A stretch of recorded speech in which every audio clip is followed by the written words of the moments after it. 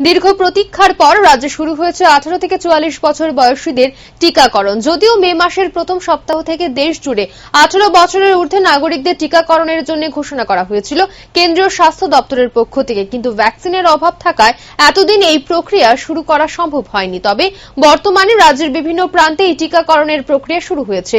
উল্লেখ্য, বছরের শুরুতে ভারতের টিকাকরণ প্রক্রিয়া শুরু হলেও প্রথম ধাপে প্রথম সারির যোদ্ধা এবং তারপর 45 ঊর্ধ্বে নাগরিকদের টিকা দেওয়ার প্রক্রিয়া শুরু হয়েছিল। শনিবার আড়ালিয়া সাব সেন্টারে টিকাকরণের জন্য যুবক যুবতীদের উপচে পড়া ভিড় পরিলক্ষিত হয়। পাশাপাশি যারা এই ভ্যাকসিন নিচ্ছেন তারা খুবই উৎফুল্ল। অন্যদিকে এক স্বাস্থ্যকর্মী জানায়, সরকারি সকল গাইডলাইন মেনে 18 ঊর্ধ্বে নাগরিকদের টিকা দেওয়ার কাজ চলছে। প্রতিদিনই 18 থেকে 44 বছর বয়সীরা টিকা নেওয়ার জন্য ভিড় জমাচ্ছেন।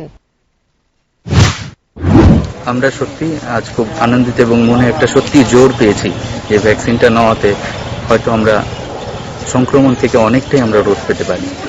আর আমি সর্বাগ্রে আমার বাবা মার আগেই ভ্যাকসিন নেওয়া কমপ্লিট করিয়ে নিয়েছি, 2টো ডোজ। আজকে আমি, আমার স্ত্রী এবং আমার ভাই সহ সবাই আজ ফার্স্ট ডোজ ভ্যাকসিন নিয়ে নিচ্ছি।